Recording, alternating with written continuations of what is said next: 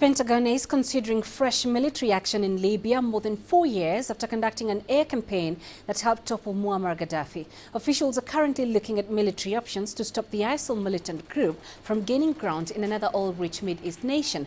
At present, U.S. efforts in Libya are focused on identifying local allies to work with for what a senior military officer has envisioned as a decisive confrontation with ISIL. U.S. warplanes ceased operations after Gaddafi's body was dragged through the streets of Tripoli in October 2011, and since then a security vacuum has persisted in the country, prompting lingering questions about the wisdom of the U.S. intervention.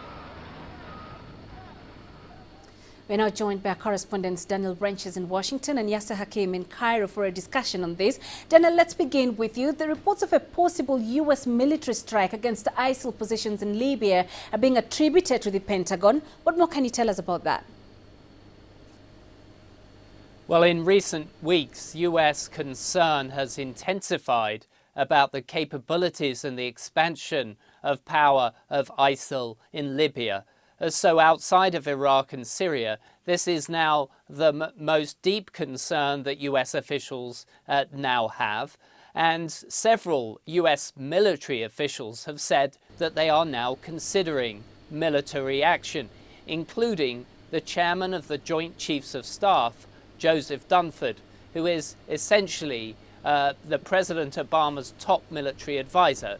So you can imply from that that President Obama is being briefed daily on this and has given some level of seal of approval for further military plans to take place. Now, as you know, the US has been carrying out aerial surveillance over Libya and occasionally has chosen to try to take out senior figures in Libya through airstrikes, unmanned drone strikes, and through occasional actions on the ground with special forces. But the implication here is that they would be continuously applying airstrikes in order to support some form of concerted action against the territory of ISIL, probably using local forces. And at the moment, they have confirmed that they've had US military figures on the ground trying to negotiate and work out which figures they could work in this very fractious and complex factional environment in Libya. Yes, so let me come to you, because Egypt has not been opposed to a foreign military intervention in Libya. So if the US launches airstrikes, how will this likely be received in Cairo? Yes, Cairo has been calling for intervention in Libya for the past year, and in itself had its own airstrikes on ISIL camps in Sirte last year as well. But I don't think it will be welcomed, a U.S. attack, a U.S. intervention unilaterally. Egypt, I think, will be calling for some kind of coordination between the U.S., Egypt, and other forces in the region.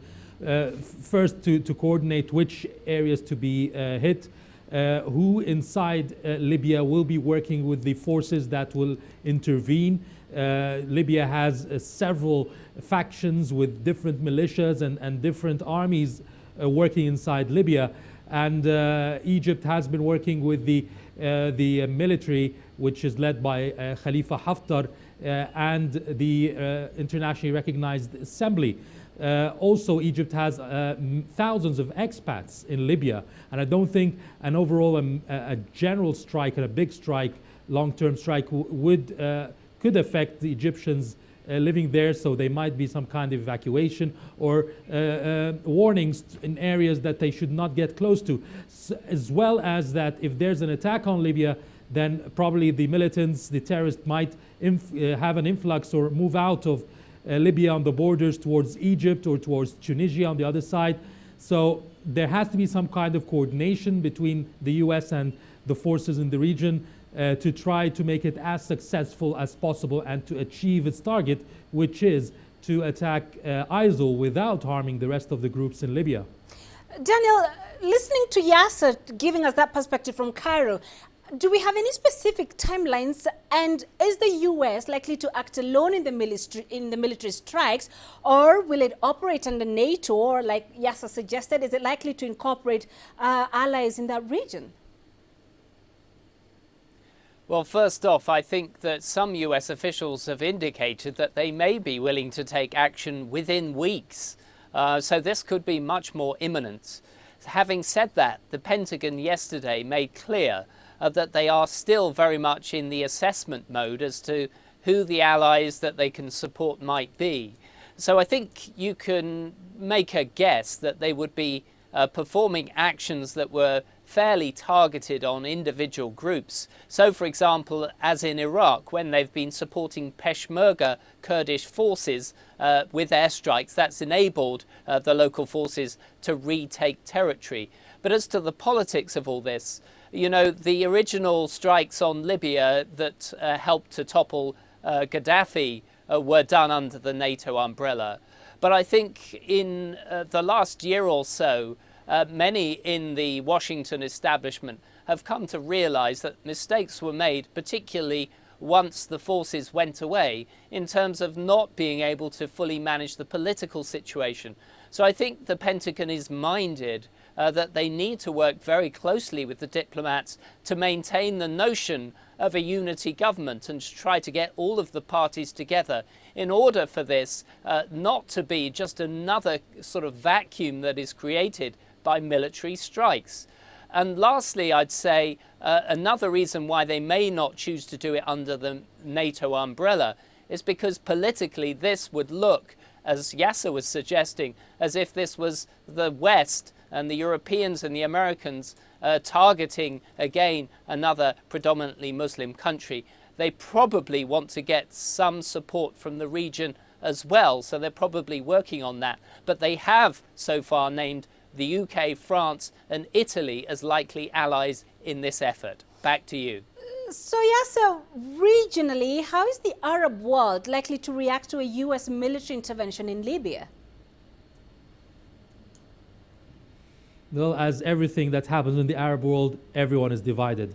If you take, for example, Egypt, I think would accept such an intervention if, as I said before, that the US would coordinate even with intelligence with Egypt and other North African countries. But countries that have allies in Libya, Islamist forces that are funded by some of the countries in the region. We know Iran has influence in Libya. We know Qatar has influence in Libya. And both, I think, would be from countries that would not want their forces to be targeted by any strikes, because there are Islamic-backed forces that have been opposed by countries like Egypt, the United Arab Emirates, who have already said before that they are willing with Egypt to intervene and aid the Libyan army in its crackdown on ISIL.